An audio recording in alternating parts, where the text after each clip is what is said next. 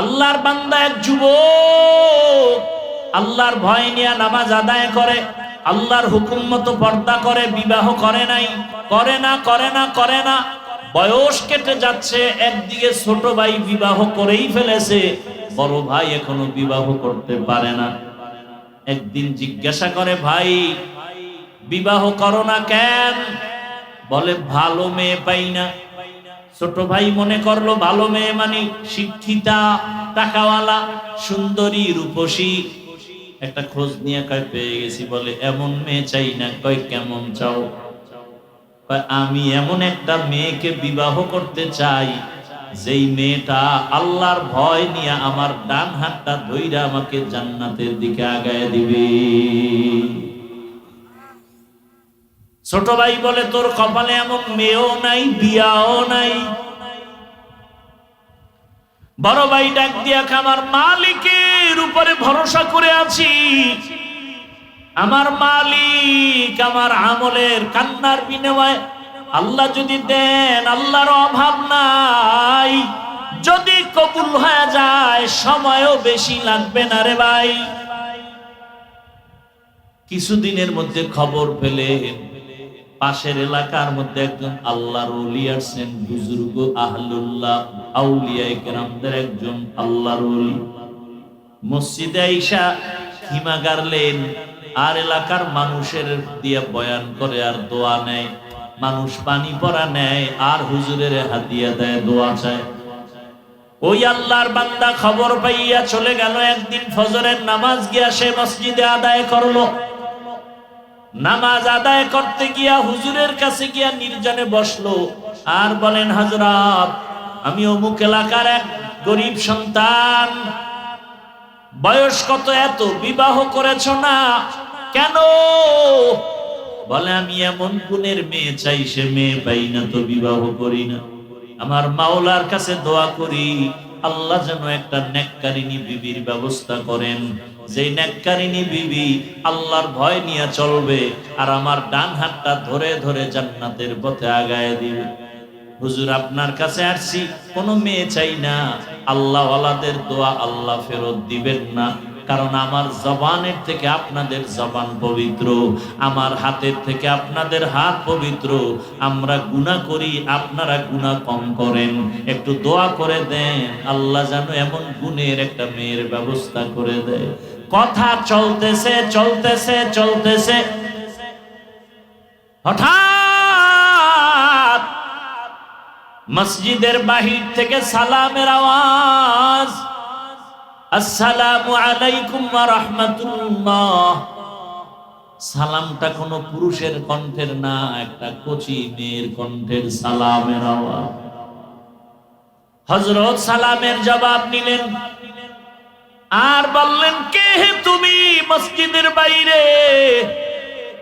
আল্লাহর বান্দি মেয়েটা ডাক দিয়া কয়, হযরত আমি এই এলাকার গরিব একটা সন্তান, আমার বাবা দুনিয়ায় নাই, আমার আম্মা কষ্ট করে জীবন চালায়। তোমার বয়স কত এত, বিবাহ হলো নাকি? বলে না। কেন হয় না? বলে আমি জীবনে ভালো একটা ছেলে পাই না। কেমন ছেলে চাও? বলে এমন একটা ছেলেকে আমি স্বামী বানাতে চাই, আল্লাহর ভয় তাকওয়া যার অন্তরে থাকবে আর আমার ডান হাতটা ধরে জান্নাতের পথে আগায় দিবে। ছেলেও চাইছে যেটা, আল্লাহ মেয়েও মিলায় দিলেন, মেয়েও তাই চায়। আল্লাহর কাছে চাও বান্দা, চাওয়ার মতো অসাধ্য সাধ্য হয়ে যাবে, অসম্ভব সম্ভব করতে পারেন কে? ইয়া আইয়ুহান নাস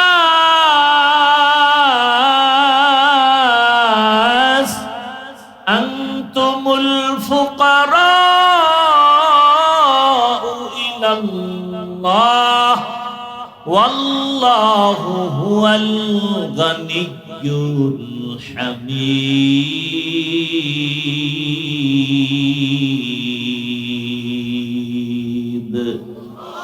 गर तवक्कुल मी कुनी हर सुबह शाम, मेरा सानत रिज़्क़ तू अज़ला मकाम जुज़ बहत छी যে মখা আজ ইনসোজা ফজলে উআ মস্তে দর জুমলা জাহা। ও আমার পর্দার আড়ালের মা বোনেরা, ও আমার যুবক বাবারা, ভালো করে ঘটনাটা শুনো। কেমন আল্লাহর বান্দি আর কেমন আল্লাহর বান্দা। ও যুবক বাবা, আমি এতক্ষণ বয়ান করতেছি, একবারও বলি নাই তাবলিগে যাও, কওমি মাদ্রাসায় যাও, পীরের কাছে যাও, না হয় জাহান্নামে যাবে। আমার মতো হুজুর হও, তাও বলি নাই। সারা বাংলাদেশে তো আমি একটা কথাই বলি, হে যুবক, তুমি চাকরি করো, ব্যবসা করো, স্কুলে পড়ো, কলেজে পড়ো, কোনো বাধা নাই। তুমি ওখানে থাইকা আল্লাহর জান্নাতের পথটাকে তুমি তাড়াতাড়ি তুমি ক্লিয়ার করে আগায় নাও। তোমার মতো কত যুবক চাকরি করে, জান্নাতের পথে গিয়ে নামাজ আদায় করে, দাড়িওয়ালা আছে না নাই? তোমার কাছে একটাই প্রশ্ন, তুমি নিজের বিবেকটাকে জিজ্ঞাসা করো, তুমি পারো না কেন? তোমার মতো কত যুবক রাস্তায় গাড়ি চালায়, নামাজ পড়ে, তুমি পারো না কেন? তোমার মতো যুবক র্যাব, আর্মি, পুলিশ, বিডিআর এর চাকরি করে, নামাজি দাড়িওয়ালা, বলো তুমি পারো না কেন? তোমার মতো যুবক ওসি, ডিসি, এসপি, 5 ওয়াক্ত নামাজি, তুমি পারো না কেন? তোমার মতো যুবক চেয়ারম্যান, মেম্বার, এমপি, মন্ত্রী, নামাজি দাড়িওয়ালা, তুমি পারো না কেন? ও পর্দার আড়ালের মা বোনেরা, আপনার মতো কত মা কত বোন এই এলাকায় নামাজ পড়ে, পর্দা করে, স্বামীর মাল হেফাজত করে, মোবাইলে সময় নষ্ট করে না, এমন মা বোনের অভাব নাই। ভিন্ন মা বোনেরা যারা মার্কেটে মার্কেটে দৌড়ান, বেপরদায় ঘুরে, মোবাইল চালান, আড্ডা দেন, বিদেশে স্বামী কাজ করে টাকা দেয়, টাকাগুলো গুনার কাজে ব্যয় করেন। এরে আম্মা জান, আপনার মতো ভালো মা তো এই জমিনে আর হতে পারে না। আপনার মতোই তো মা সাহাবায়ে কেরামদের মা, আপনার মতোই তো মা আলেম হাফেজে কোরআনদের মা। আপনি কি পারেন না গুনার রাস্তা থেকে ফিরিয়ে নেকের আমলটা ধরে ফেলবেন? ওই আল্লাহর বান্দি যখন দোয়া চাইলো, হুজুর এমন একটা ছেলে যেন আল্লাহ মিলায়া দেয়। আল্লাহর ওলি বলে, মা তুমি যদি রাজি হও, একটা ছেলে তো আমার হাতে আছে, বলে আপনি যা বলবেন তাই মেনে নিব। এক পর্যায়ে বিবাহ হয়ে গেল। এবার দুজন মিলে সংসার শুরু করলো। যত কাজ করো না কেন, নামাজের আজান হলে সমস্ত কাজ বন্ধ করে নামাজে দাঁড়ায়। নামাজ পড়িয়া ভোর রাতেও নামাজ আদায় করে, তাহাজ্জুদ পড়ে, যায় নামাজে বসে দুজনে দোয়া করে, কান্না করে। ও আল্লাহ, দুইজনে দুই দিক থেকে দোয়া করছিলাম, আল্লাহ তুমি জান্নাতি এক স্ত্রী মিলায়া দাও। জান্নাতি স্ত্রী দোয়া করছিল, জান্নাতি স্বামী মিলাও। ও আল্লাহ তুমি কবুল করেছো, এইবার আর একটা দোয়া করি, একটা নেককার সন্তান দাও, যেই সন্তানের দ্বারা আমাদের জীবন সুন্দর হবে, ধন্য হবে সুনামের মাধ্যমে। আল্লাহর কাছে কান্না করে, নামাজ পড়ে, দোয়া করে, আল্লাহ তাআলা নেককার সন্তান দিবেন। চোখের পানি কখনো বৃথা যাবে না। এরে মা বোনেরা, ও বাবাজিরা, সন্তান আল্লাহ দান করেছেন, ডাক্তার বানান, নামাজি, কোরআন পড়নেওয়ালা ডাক্তার বানায় যান। ইঞ্জিনিয়ার বানাবেন, কোরআন পড়নেওয়ালা নামাজি ইঞ্জিনিয়ার বানায় যান। সন্তানটাকে প্রফেসর বানাবেন, চাকরিজীবী বানাবেন, কোরআন পড়নেওয়ালা নামাজি চাকরিজীবী বানায় যান। সন্তান নামাজ আদায় করবে, ডাক্তারি করবে, কোরআন পড়বে, মা বাবার জন্য দোয়া করবে। আল্লাহর বান্দা বান্দি দোয়া করা মাত্র একটা নেককার সন্তান চলে আসলো। ওই মা বাবা সন্তানটাকে সুন্দর করে নবীর আদর্শ অনুযায়ী লালন পালন করে বড় করলো। যুবক যখন পুরা যুবক বয়সে যখন উপনীত হলো, আল্লাহর বান্দা এখন ঘরে বসে থাকতে চায় না।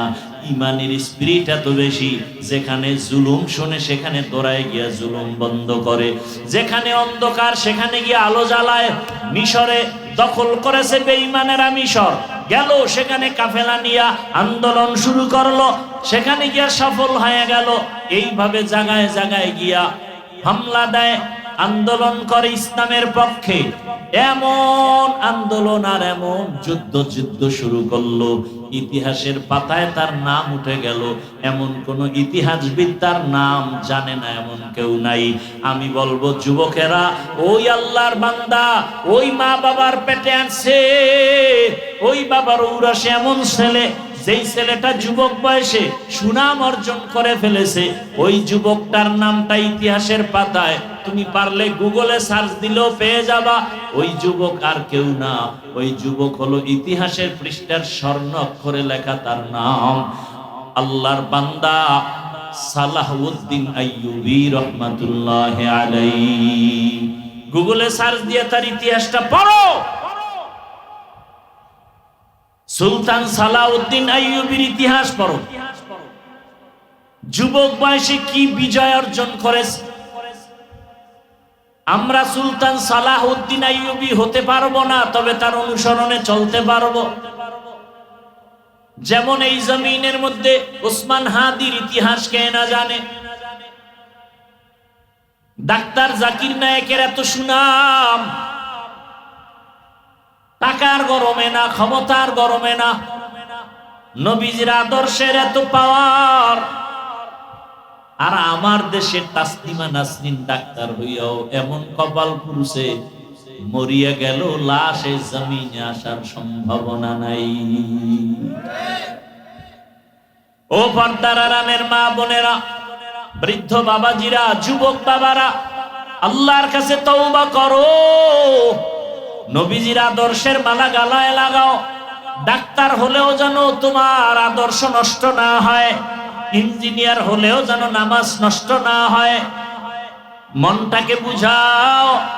আমার মতো তোমার মতো যুবক যদি রাস্তায় গাড়ি চালায়, নামাজ পড়ে, আমি পারবো না কেন? জীবনে তো মনের আশা পূরণ করতে গিয়া গুনাহ কম করো নাই। মনে চাইছে দাড়ি রাখবা না, রাখো নাই। নামাজ পড়বা না, পড়ো নাই। পর্দা করবা না, করো নাই। পার্কে যাবা, দৌড়ায় গেছো। বেপর্দা নাচ গানে আড্ডা দিবা, আড্ডা দিয়েছো। এখন তওবা করো। মনে মনে আমার আল্লাহকে ডাকো আর বলো, হে মালিক, জীবনে গুনাহ কম করি নাই। ও আল্লাহ, আমার গুনার খবর আমার মা বাবা ভাই বোনেরা কেউ জানে না রে আল্লাহ, আপনি জানেন। এত গরম সইতে পারি না গুনার কারণে, যে জাহান্নামের আগুনের গরম কেমনে সহ্য করবা। ও গুনাহগার বেনামাজি বাবারা, ও দাড়ি কাটনেওয়ালা বাবারা, বেপরদায় চলনেওয়ালারা, দুনিয়ার গরম সহ্য করা যায় না।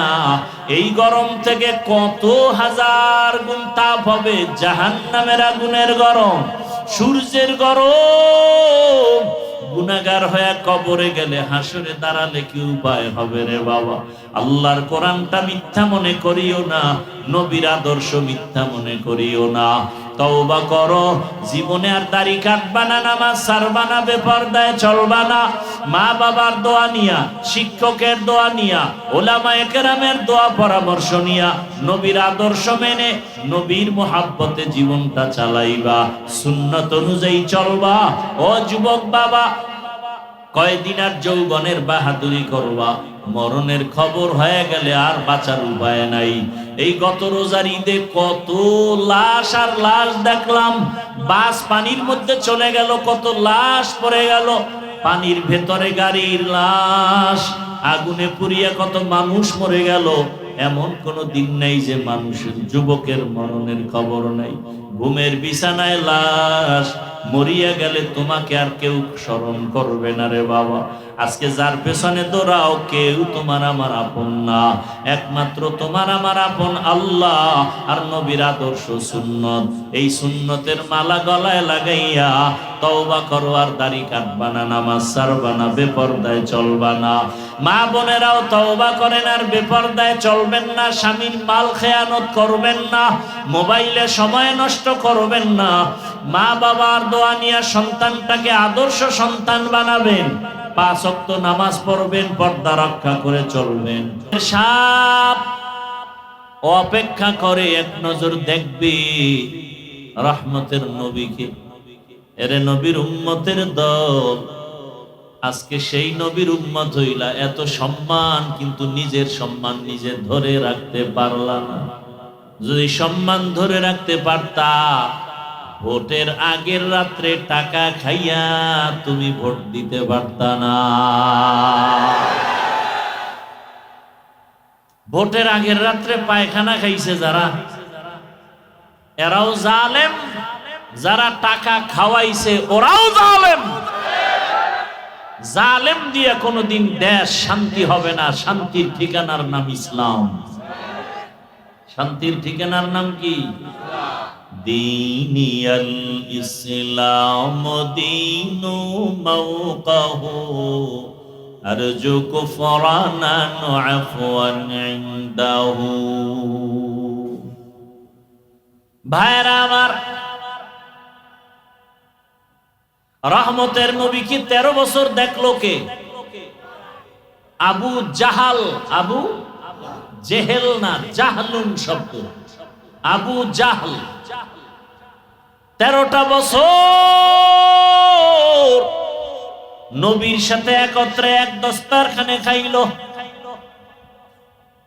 13 বছর বয়ান শুনলো, চেহারা দেখলো, এরপরও কালেমা। হাতের মুষ্টিতে পাথর নিয়ে কয়, ভাতিজা যদি বলতে পারো আমার হাতের মুঠিতে কি আছে। নবী বলেন, আমি জানি না, তবে হাতের মুষ্টিতে যা আছো তোরা একটু আওয়াজ দে। সাথে সাথে পাথরগুলো কালিমার আওয়াজ দিল। আবু জাহাল পাথরগুলো মাটির মধ্যে ফেলে কয়, মুহাম্মদ তুমি কতদিন আগে জাদুকর হয়েছো আমি জানতে পারিনি। মান ইয়াহদিল্লাহু ফাহুয়াল মুহতাদ ওয়া মান ইউদ্লিল ফালান তাজিদা লাহু ওয়ালিয়াম মুরশিদা। হেদায়েতের মালিক কে? 13 বছর বয়ান শুনে আবু জাহাল কালেমা পড়ে না। অন্যদিকে 27 বছরের একটা যুবক তরবারি নিয়ে দৌড়ায় আমার নবীকে জবাই করার জন্য। কত বছরের যুবক? তরবারি নিয়ে যায়, মুহাম্মদের গর্দান কেটে আনবে। রহমতের নবীর সামনে যাইয়াছে, হারা মোবারক দেখে তরবারি ফালায় কয়, রহমতের নবী কালেমা পড়ায়া মুসলমান বানায়া দে। এই 27 বছরের যুবকের নাম কি? নাম কি? জিন্দেগি মে বন্দগি তু করনা হে, जिंदगी में बंदगी तू करना है, जिंदगी बे बंदगी शर्मिंदा है, जिंदगी बे बंदगी शर्मिंदा है। यहाँ हम सब मुसाफिर दिल ना लगा, अहले दिल की नजर से रूह करता जा। यहाँ हम सब मुसाफिर दिल ना लगा, अहले दिल की नजर से रूह करता जा। शाह दौलत सब फकीर गर नेक नहीं, शाह दौलत सब फकीर घर नेक नहीं, जिंदगी में बंदगी तू करना है, जिंदगी में बंदगी तू करना है, जिंदगी बे बंदगी शर्मिंदा है, जिंदगी बे बंदगी शर्मिंदा है, जिंदगी में बंदगी कुन बंदगी, बंदगी बे जिंदगी शर्मिंदगी। আমরা এখানে যারা আছি সবাই মুসলমান, মুসলমান এবং মুমিনও নাকি মুমিন না? এই সবাই স্বীকার করেন, সবাই কি মুমিন, সবাই কি মুসলমান, কথা ঠিক? তবে আপনাদের আর আমার আল্লাহ দুইজন, একজন? সবাই একমত কি আপনাদের আল্লাহ আমার আল্লাহ এক? বুঝা শুনে বলছেন তো? খুব ভালো করে খেয়াল করেন। নবী, সবাই বলেন নবী। আপনার নবী আমার নবী, আপনার কোরআন আমার কোরআন, আপনাদের হাদিস আমার হাদিস, আপনাদের কালেমা আমার কালেমা, আপনাদের ধর্ম আমার ধর্ম, আপনার আশা দুনিয়াতে আমার আশাও, বিদায়বেলা কাফনের সংখ্যা আমারও 3টা আপনারও 3টা, মহিলাদের 5টা, ঠিক? শুধু কালার হবে আলাদা। আমাদের হুজুরদের কাফনের কালার হবে একরকম, আর আপনারা যারা হুজুর না তাদের কাফনের কালার হবে ভিন্ন। কালারও এক, কি কালার? কে কথা কয় না? আজকে কালার লইয়াও ঝগড়া আছে না নাই? কালার নিয়েও তর্ক। আফসোস, যারা তর্ক করে এদের মধ্যে কোরআনের জ্ঞান নাই, হাদিসের জ্ঞান নাই, টাটকা মূর্খ। এই ধর্ম নিয়ে যত তর্ক বিতর্ক শুধু মূর্খতার কারণে। আল্লাহ হেদায়াত দান করুন। আচ্ছা, কাফন এক, কালারও, কবরের সাইজ এক, জানাজার সিস্টেম এক। আপনাদের এলাকার কবর মনে হয় 1 হাত বড়, এক। কবরে রাখার পরে প্রশ্ন কতটা? আপনাদের প্রশ্ন একরকম, আমাদেরটা আর এক রকম। প্রশ্ন এক, কথা বলেন না কেন? বুঝেন, এই কথা বুঝেননি? এবার আমাকে জবাব দেন তো, আল্লাহ এক, নবী এক, কোরআন এক, কাবা এক। কাবা এক না আলাদা? কি আপনাদের কাবা আবার বড়ুরা আছে নাকি আলাদা? না, ঢাকাওয়ালারা আবার একটা নতুন কাবা বানাইছিল দোহার থানায়, ওখানে বহুত পাগল গিয়া ছাগল হয়ে গেছে। আল্লাহর ঘর বাইতুল্লাহকে কাবা তারা মানে না। কি আপনাদের কাবা কি এক? ধর্ম এক, কালেমা এক, কাবা এক, কাফন এক, কালার এক, কবর এক, প্রশ্ন এক। পোশাক আমাদের আলাদা কেন?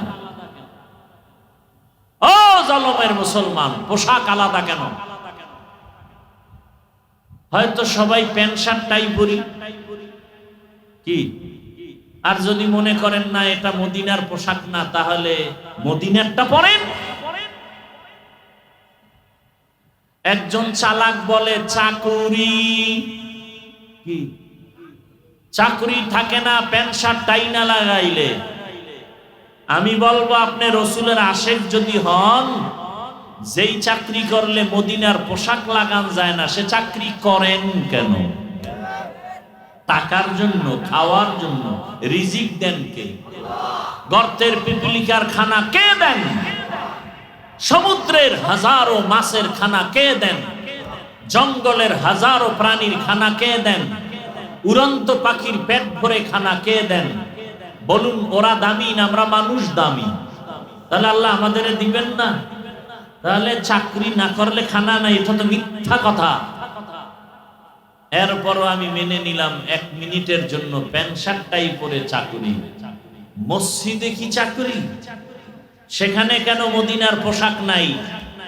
ওয়াজের প্যান্ডেলে কেন মদিনার পোশাক নাই?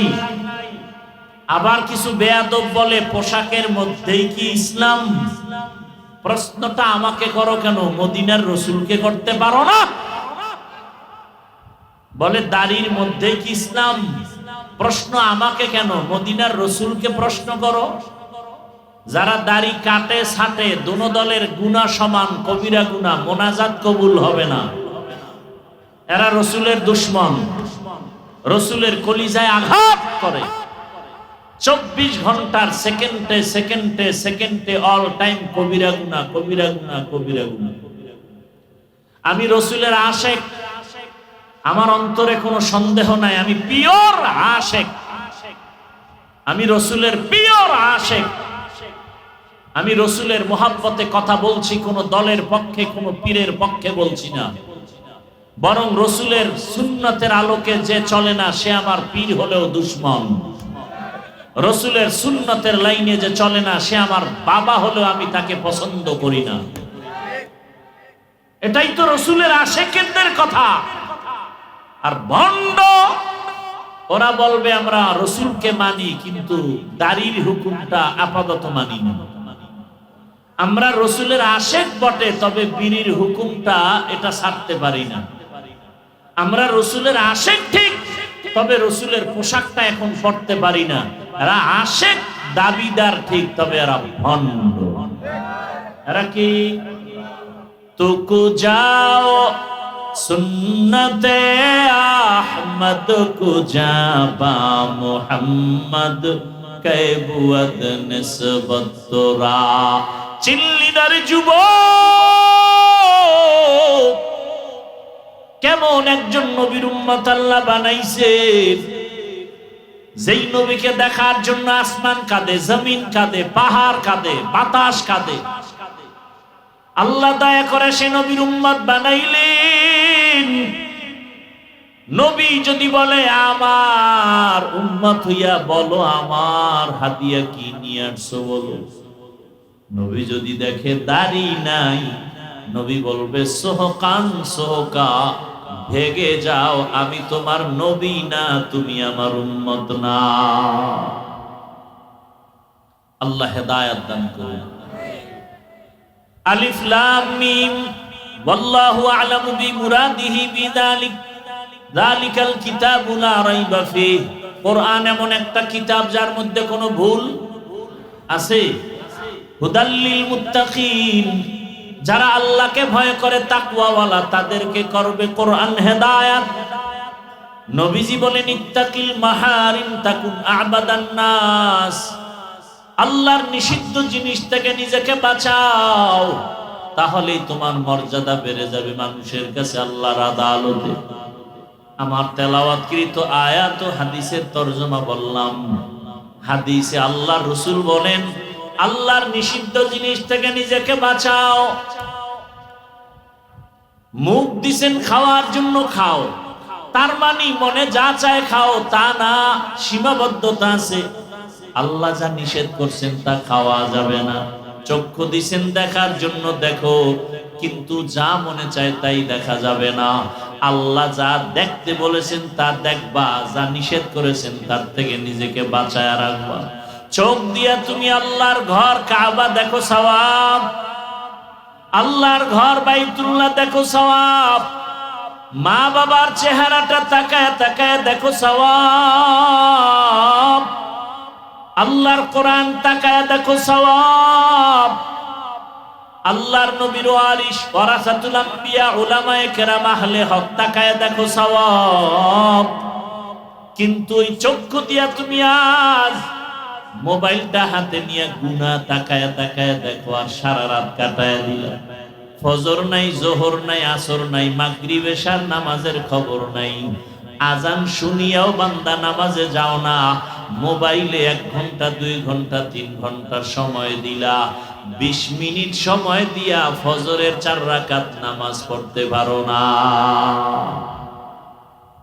মোবাইলে সময় দেয় কি 5 মিনিট, ঘন্টাকে ঘন্টা, ঘন্টাকে আনলিমিটেড।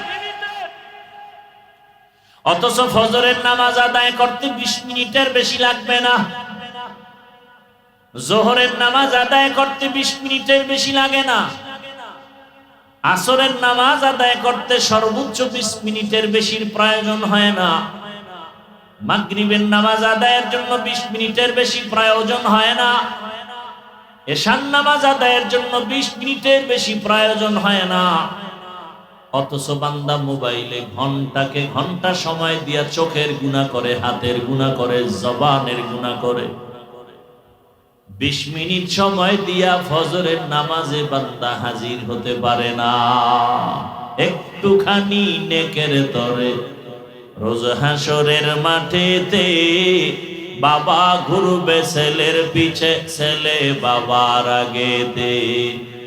আহাতে মন কঠিন দিনেতে নামাজ তোমায় ভুলবে না, ঠিকমতো পড়িলে নামাজ জান্নাত তোমার ঠিকানা।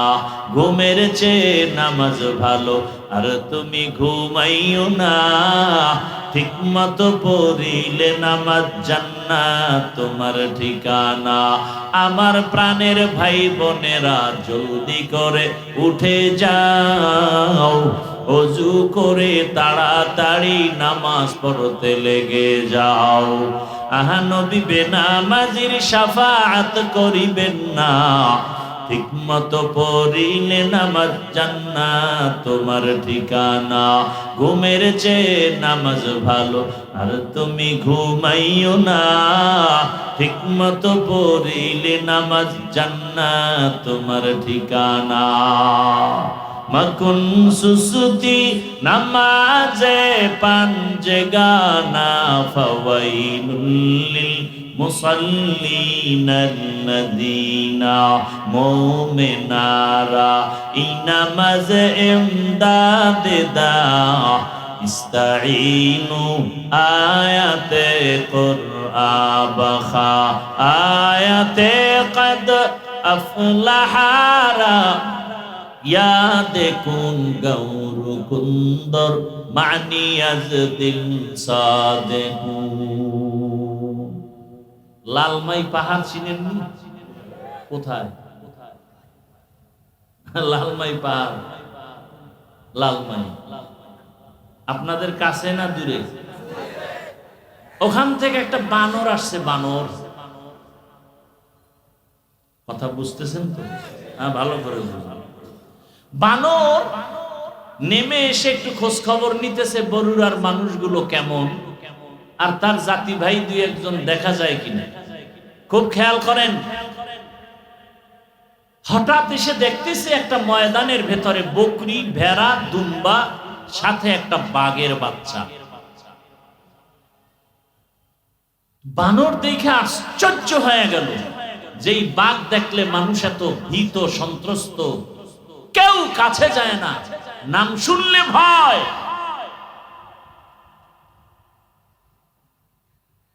সেই বাঘ, বকরি, ভেড়া, দুম্বা একত্রে চলে বাঘের বাচ্চা সহ। দৌড়ে গিয়া বাঘের কানের কাছে মুখ লাগায় খায়, বন্ধু এদিকে আসো, তোমার সাথে একটা জরুরি পরামর্শ আছে। পালের থেকে ছুটাইয়া বাঘের বাচ্চাটাকে নিয়ে গেল জঙ্গলের ভেতরে একটা কূপের কাছাকাছি। বলে তুমি কি? বলে আমি কি? আমি পশু। বলে তুমি কি তোমার মায়ের কথা ভুলে গেছো? বলে হ্যাঁ, ভুলে গেছি। তুমি তো আসলে ওদের সাথে থাকার না, তুমি তো পুরো জঙ্গলের বাচ্চা। বলে তাই নাকি? বলে হ্যাঁ। বলে কেমনে? আসো। কূপের কিনারায় নিয়ে বলে তুমি কূপের দিকে তাকাও, পানি দেখো? বলে হ্যাঁ। পানি আয়নার মতো? বলে হ্যাঁ। দেখো তো কি দেখা যায়? দেখে ও চমকে উঠছে, মায়ের কথা মনে পড়ে গেছে। আমি তো বাপ। বলে তুমি তো বকরির সাথে একত্রে থাকার কথা না? বলে আমার মা মরে যাওয়ার পরে আমি একা হয়ে গেছি, কোথায় যাব? ঘুরতে ঘুরতেই পালে ঢুকে পড়েছি। বলে তুমি হুঙ্কার দিলে গোটা জঙ্গল কেঁপে উঠবে, তুমি মায়ের সেই বাদশাহী হুঙ্কার দাও, তোমার কাউকে আক্রমণ করতে হবে না, তোমার হুঙ্কারে গোটা জঙ্গল প্রকম্পিত হয়ে যাবে। বাঘে যখন হুঙ্কার দিল, হুঙ্কার দেওয়া মাত্র সব ভেড়া, দুম্বা, বকরি ভয়ে ভিন্ন ভিন্ন বাসায় চলে গেল। বানর বুদ্ধি দিয়া বলল তুমি তো দুর্বল না, তুমি সবল। তুমি তো একজন বাদশা জঙ্গলে, তুমি কেন বাদশাহীর হালাত ছেড়ে নিচু হয়ে থাকবে?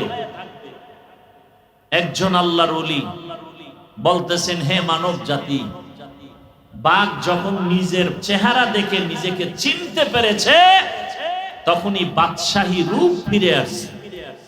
মানুষ, তুমি তোমাকে চিনো, তুমি আশরাফুল মাখলুকাত, তুমি তোমাকে চিনো, তুমি শ্রেষ্ঠ রাসূলের উম্মত।